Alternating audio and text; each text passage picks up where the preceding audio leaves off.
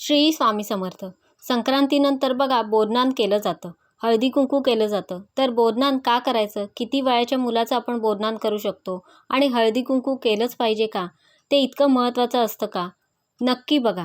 तर या उपायाविषयीची संपूर्ण माहिती जाणून घ्यायची असेल तर व्हिडिओ स्किप न करता संपूर्ण बघा आणि चॅनलवर पहिल्यांदा आला असाल तर सबस्क्राईब करा आणि बेल आयकॉनला प्रेस करा, म्हणजे जेव्हाही मी नवीन व्हिडिओ अपलोड करेन त्याचं नोटिफिकेशन सगळ्यात आधी तुम्हाला मिळेल.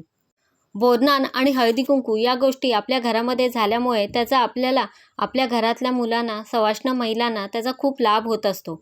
आणि बघा, मकर संक्रांत झाली त्याच्या दुसऱ्या दिवशी म्हणजे किंक्रांत असते आणि मग त्याच्या दुसऱ्या दिवसापासून, करीदिनाच्या दुसऱ्या दिवसापासून ते रथसप्तमीपर्यंत जवळपास 20 ते 22 दिवसांचा कालावधी असतो. या दिवसांमध्ये आपण हळदी कुंकू किंवा बोरनान करू शकतो. कोणत्याही दिवशी तुम्ही सकाळ संध्याकाळ जमेल तेव्हा, करीदिनानंतर ते रथसप्तमीपर्यंत कधी पण तुम्ही बोरनान करू शकता, हळदी कुंकू करू शकता. तर सगळ्यात पहिले मी तुम्हाला सांगते बोरनान का करायचं, ते का केलं गेलं पाहिजे, याच्या मागे शास्त्रीय आणि सायंटिफिक रिझन पण दोन्ही पण मी तुम्हाला सांगणार आहे. नक्की बघा.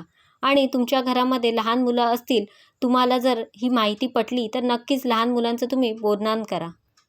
सगळ्यात पहिले बोरनान हे नवीन जन्मले बालक असतं, तर त्याची पहिली संक्रांत ही असेल तर त्याचंसुद्धा बोरनान केलं जातं. तर बघा, अगदी लहान बाळ असेल तेव्हापासून ते 5 वर्षापर्यंत तुम्ही तुमच्या मुलाचं, मुलीचे बोरनान करू शकता. बोरनान हा शब्द बघा आपण खूपदा ऐकलेला आहे आणि बऱ्याचदा आपण त्या कार्यक्रमाला जातो पण बोरनानाच्या. पण ते का केलं जातं, याचा काय फायदा होतो हे माहिती नाही आहे. तर ती माहिती मी तुम्हाला देते. सगळ्यात पहिले तर बघा, मकर संक्रांतीला लहान मुलांचं बोरनान आपण करतो. जसं सांगितलं, अगदी लहान मुलांपासून ते 5 वर्षापर्यंत आपण बोरनान जे आहे ते करू शकतो. लहान मुलांचा तो कौतुक सोहळा असतो. बोरनान करताना सगळ्यात पहिले तो मुलगा जो आहे किंवा मुलगी आहे, त्या बाळाला आपल्याला शक्यतो काळ्या रंगाचे कपडे घालायचे असतात आणि काळ्या रंगाचे घातलेच पाहिजेत असं पण काही नाही आहे. मग तुम्ही दुसरे पण छान असे, जसे आपण बड्डेला मुलींना फ्रॉक घालतो, मुलांना काहीतरी दुसरं शेरवानी वगैरे असे कपडे घाला. पण जर तुम्ही घालू शकता, पण काळे कपडे घालायचंच. पण मी तुम्हाला सांगितलेलं आहे, त्याच्यामध्ये पण सायंटिफिक रिझन आहे. या दिवसांमध्ये थंडी जास्त असते, तर त्यामुळे काळा रंग जो आहे तो उष्ण असल्यामुळे अंगाला ऊब मिळते. हे त्यामागचं सायंटिफिक कारण आहे. तर तुम्ही बोरनान मुलांना काळे कपडे, झबले, काळा ड्रेससुद्धा घालू शकता. त्यानंतर हलव्याचे दागिने घालायचे असतात. तुम्ही जर आता मार्केटमध्ये तुम्ही गेलात संक्रांतीच्या आसपास, जर तुम्हाला हलव्याचे दागिनेसुद्धा मिळतात. म्हणजे हलव्याचा मुकुट असतो, हातातले कडे असतात, तर कमरेचा बेल्ट पण असतो, बासरी असते. असे ते हलव्याचे दागिने, जो आपल्याला खायचा पांढरा हलवा असतो त्याचे बनवलेले असतात. कोणी घरी करतात आणि काही जण आता आजकाल रेडीमेड सगळ्याच गोष्टी मिळतात, तर रेडीमेड पण मिळतं. फार महाग हे अजिबात नाही आहेत. तर तुम्हाला ते हलव्याचे दागिने लहान मुलांना घालायचे आहेत, म्हणजे मुलांना छान असं नटवलं जातं. नंतर मुलांना पाटावर बसवायचं आहे, मुलांचं औक्षण करायचं आहे. जसं आपण वाढदिवसाला औक्षण करतो, हळद कुंकू अक्षता अर्पण करून एक महिला किंवा 3 महिलांनी किंवा 5 महिलांनी त्या बाळाचं औक्षण करायचं आहे. आणि त्याच्यानंतर बाळाच्या डोक्यावर बोरं, ऊस, हरभरे, मुरमुरे, बत्ताशे, हलवा, त्याच्यानंतर तिळाचे लाडू किंवा तिळाच्या रेवड्या, बिस्किटं, त्याच्यानंतर काहीतरी चॉकलेट वगैरे, म्हणजे लहान मुलांना जे खायला पदार्थ आवडतात ते, हे जर तुम्हाला घ्यायचेच आहेत. हे बघा, हे सगळे पदार्थ या सीझनला मिळतात. वाटाणेसुद्धा तुम्ही घेऊ शकता. तर या सगळ्या गोष्टी तुम्हाला एका भांड्यामध्ये मिक्स करायच्या आहेत आणि 4 ते 5 महिलांनी किंवा महिलांनी, कोणीही मुलांनीसुद्धा त्या मुलाच्या, बाळाच्या तुम्हाला डोक्यावर घालायचं आहे. म्हणजे बाळाचं आपण त्याला बोरनान म्हणतो. बोरांनी नाऊन घालणं त्याला बोरनान असं म्हटलं जातं. आणि या कार्यक्रमाच्या वेळेस तुम्हाला जवळपासची जी लहान मुलं असतील तर त्यांना बोलवायचं आहे. मग जेव्हा त्या बाळाच्या डोक्यावर आपण हे सगळं टाकतो, तर बाजूला बसलेले ते सर्व मुलं चॉकलेट वगैरे गोळा करतात. अशी त्यांना एक मजा येते. बोरनान का करायचं, यामागे एक आख्यायिका पण आहे. करी नावाचा एक राक्षस होता, तर त्या करी राक्षसाची वाईट दृष्टी आणि वाईट विचार मुलांवर पडू नये यासाठी सर्वात आधी हे श्रीकृष्णावर केलं गेलं होतं, बाळकृष्ण. आणि त्याच्यानंतर ही प्रथा पडली. तेव्हापासून लहान मुलांचं बोरनान केलं जातं. लहान मुलेही सुद्धा कृष्णाचे स्वरूप असतात आणि त्यांच्यावर करी राक्षसाचे वाईट विचार किंवा वाईट दृष्टी पडू नये म्हणून लहान मुलांचं बोरनान केलं जातं. तर हे त्यामागचं एक आपण कारण म्हणू शकतो किंवा कथा म्हणू शकतो. त्यानंतर दुसरी गोष्ट म्हणजे सायंटिफिक रिझन झालं. तर बघा लहान मुलांच्या याच्यानंतर आता हिवाळ्यानंतर उन्हाळ्याचे दिवस सुरू होतात.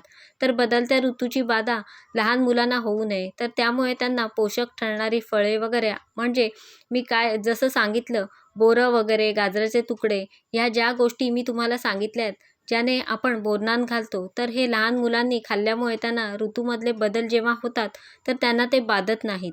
तर त्यामुळे त्यांना त्रास होत नाहीत.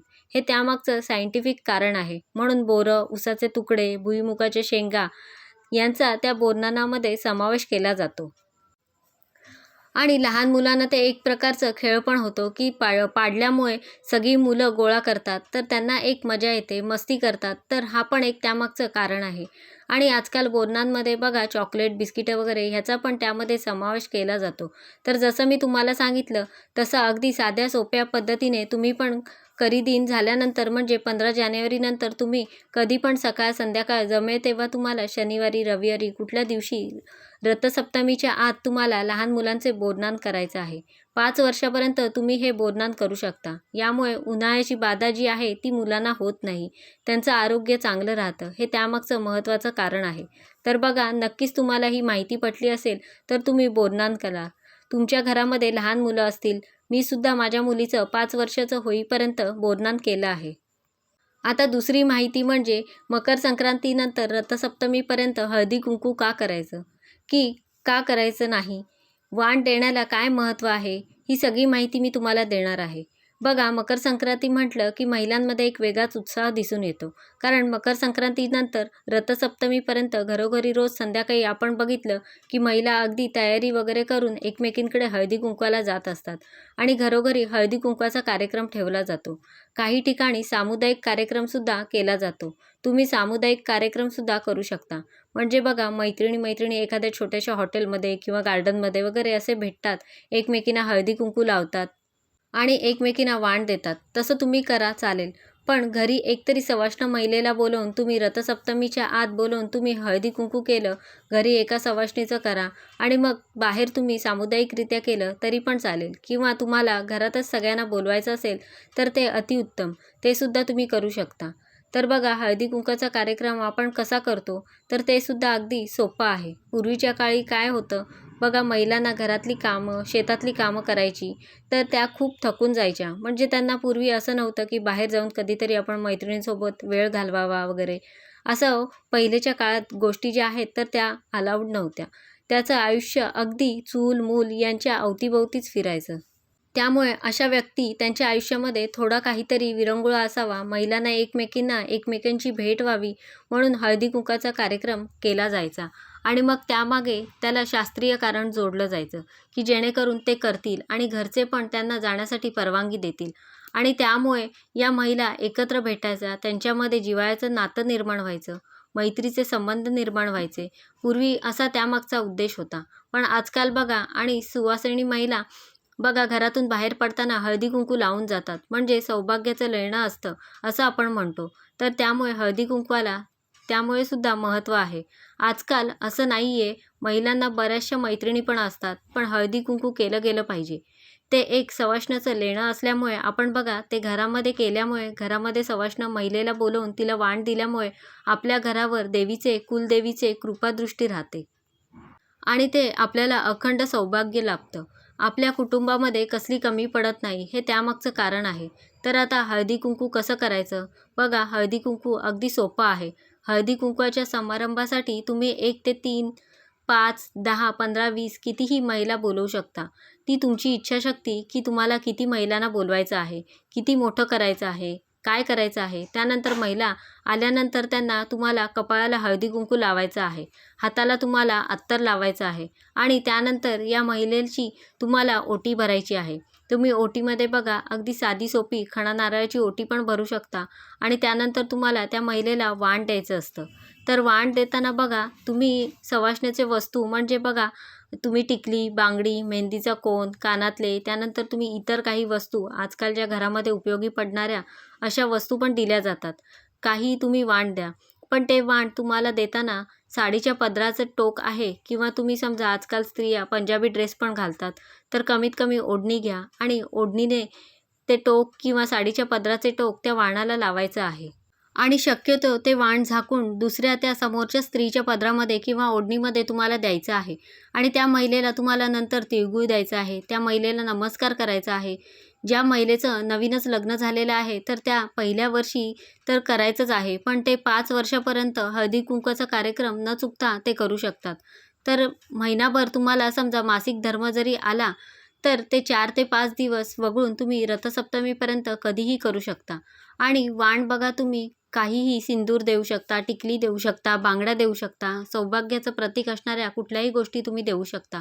याशिवाय तुम्हाला बघा हातरुमाल, काही किचनमधल्या काही वस्तू, चमचा वगैरे आजकाल खूप म्हणजे वाण एक प्रकारचं फॅडच झालेलं आहे. खूप वेगवेगळी फॅशन त्याच्यामध्ये आलेली आहे. काही तुम्ही उपयोगी पडणाऱ्या वस्तू ज्या आहेत, तर त्यामध्ये वाण म्हणून देऊ शकता. वाण हे दिले गेले पाहिजे आणि एकतरी सवाष्ण महिला तुम्ही घरी बोलवून तुम्ही हळदी-कुंकवाचा कार्यक्रम नक्की करा.